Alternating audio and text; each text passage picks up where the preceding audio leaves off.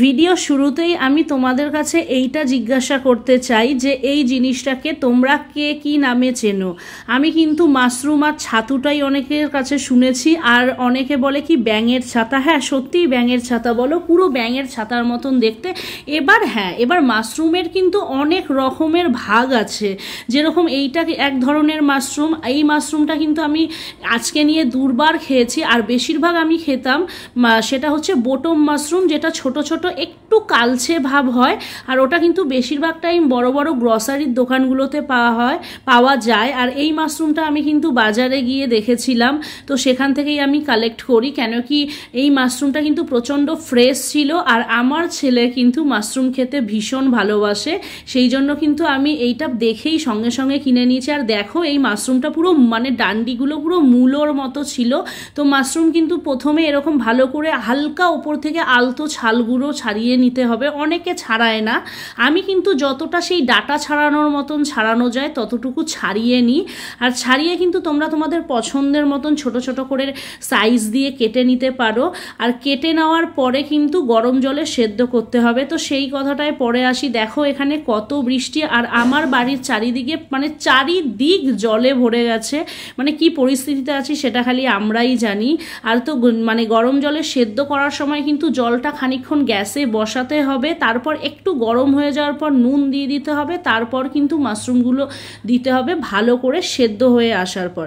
আর mushroom কিন্তু ভীষণ উপকারী। অনেকে কিন্তু একটু নাক ছিটকায় যে সেগুলো আবার কে খায়। হ্যাঁ, সেটা তুমি ততক্ষণ পর্যন্তই নাক ছিটকাবে যতক্ষণ পর্যন্ত না নিজে খাবে সেই জিনিসটা।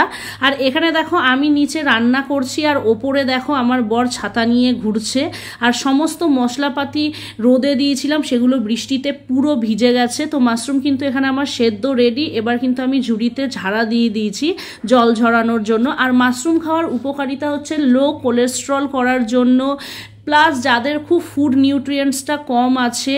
আর মাশরুম কিন্তু অনেক ইমিউনিটি পাওয়ার সিস্টেম তৈরি করে আমাদের হেলথে। তো মাশরুম খাওয়ার কিন্তু অনেক বেনিফিটস আছে, তোমরা একবার গুগলে গিয়ে রিসার্চ করে দেখতে পারো। আর রান্না করার জন্য কিন্তু আমি কড়াইয়ের মধ্যে দিয়ে দিয়েছি তেল, আর তারপর দিয়েছি তেজপাতা আর গোটা গরম মশলা ফোড়নের জন্য।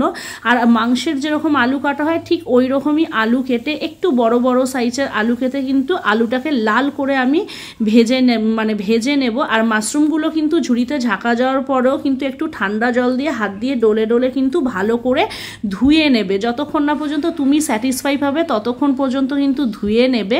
আর তারপর কিন্তু দেখো এখানে লাল লাল করে আলুটা ভাজা হয়ে যাওয়ার পর কিন্তু আমি দিয়ে দিয়েছি কেটে রাখা পেঁয়াজ। আর এটা কিন্তু সম্পূর্ণ মাংস যেরকম করে করো সেরকমভাবেই বানাবে, খুব টেস্টি লাগবে। আর একজনের মুখে আমি শুনেছি কি মাশরুম কিন্তু সে পোস্ত দিয়েও খায় তারা, তো আমি কোনোদিন ট্রাই করিনি। আর সত্যি কথা বলতে মাশরুমটা আমি নিজেও কোনোদিন খেতাম না, একটা পাশের বাড়ির কাকিমা খাইয়েছিল মাংসর মতন রান্না করে, খুব ভালো খেয়েছিলাম, ওই জন্য আমি ওইভাবেই রান্না করি। তো ওখানে পেঁয়াজ টমেটো আলু সব ভালো করে ভাজা হচ্ছে, আর কারেন্ট চলে যাওয়ার জন্য মশলাটা আমাকে শিলনোড়ায় করতে হচ্ছে। আদা রসুন লঙ্কা আমি শিলনোড়াতে ভালো করে পেস্ট করে নিয়েছি। আর সত্যি শিলনোড়ায় মশলাটা বাটার আগে একটু কষ্ট হয়, কিন্তু যখন বেটে রান্নাটা করা হয় সেদিন দেখি রান্নাটার একটা আলাদাই টেস্ট হয়। আর এইখানে কিন্তু দেখো সব কিছু মজে যাওয়ার পর লাল লাল হয়ে যাওয়ার পর কিন্তু আমি ওইখানে মশলাটাও কিন্তু অ্যাড করে দিয়েছি।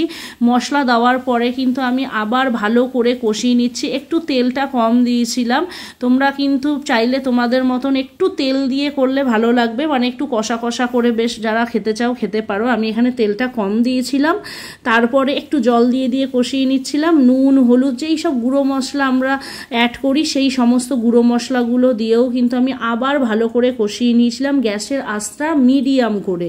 আর তারপর কিন্তু ভালো করে ধৈর্য ধরে কষানোর পর, আর এখানে আলুগুলো আমার সেদ্ধ হয়ে গেছিলো কষাতেই। আর একটু যেহেতু তেল কম দিয়ে করছিলাম সেই জন্য দেখো বারবার একটুখানি লেগে লেগে আসছিল, ওই জন্য বারবার দাঁড়িয়ে দাঁড়িয়ে নাড়াতে হচ্ছিল। আর দেখো এখানে পুরো কষানো হয়ে গেছে, তারপর কিন্তু আমি মাশরুমগুলো অ্যাড করে দিচ্ছি। তোমাদেরকে আমি একটা জিনিস বলি, মাশরুম কিন্তু যারা খাওনি তারা ভেবো নাকি মাশরুম খুব বাজে খেতে, না ভালো খেতে। আমি বলছি বলছি, পুরো সোয়াবিনের মতন খেতে, সোয়াবিন খেতে যেরকম লাগে সেম টু সেম সেরকমই লাগে। আর সেরকম কোনো এটার টেস্টও নেই, জাস্ট একটা চামড়ার মতন লাগে। আর রান্না করার পর কিন্তু এই ঝাল ঝাল করে মশলা দিয়ে কিন্তু বেশ ভালোই লাগে। তো এরকম করে কিন্তু মাশরুমটা দেওয়ার পরেও কিন্তু আমি ভালো করে কষিয়ে নিচ্ছি। হ্যাঁ, এখানে মেন কাজটা থাকবে খালি ধৈর্য ধরে দাঁড়িয়ে দাঁড়িয়ে কষানো, যত কষবে তত মাংসর মতন টেস্টি হবে। আর যখন মাশরুমটা কষানোর জন্য ফার্স্টে তোমরা অ্যাড করবে তখন দেখবে একটু সাদা সাদা ভাব থাকবে, ওটাকে কিন্তু যত তোমরা কষাবে তত কিন্তু মাশরুমটার কালারটা কিন্তু বেশ মানে সুন্দর হয়ে আসবে, খয়েরি টাইপের হয়ে আসবে। আর দেখো এখানে আমি অল্প পরিমাণ জল দিয়ে দিচ্ছি, জল দিয়ে দিয়ে কষাতে তো হবেই। জল দেওয়ার পর কিন্তু কষিয়ে আমি তারপর কিন্তু একটু ঢাকা দিয়ে রেখেছিলাম। তোমরাও কিন্তু এরকম করেই রান্না করবে, ঢাকা দিয়ে দিয়ে বারবার ঢাকা দিয়ে দিয়ে একটু রান্না করবে, দেখবে যখন শুকিয়ে শুকিয়ে আসবে তখনই কিন্তু ভাববে কি রান্নাটা হয়ে গেছে। দেখো ঢাকা দিয়ে দেওয়ার পরও কিন্তু দেখো জল মানে ঢাকনাটা তোলার পর কিন্তু পুরো রান্নাটা একদম গ্রেভি গ্রেভি টাইপের হয়ে গেছে, আলু সেদ্ধ হয়ে গেছে, সব কিছু আমার সেদ্ধ হয়ে গেছে। তোমরা কিন্তু অবশ্যই মাশরুম এনে এরকম করে একবার রান্না করে নিজে প্লাস বাড়ির সবাইকে খাইয়ে দেখো, অবশ্যই কিন্তু ভালো লাগবে।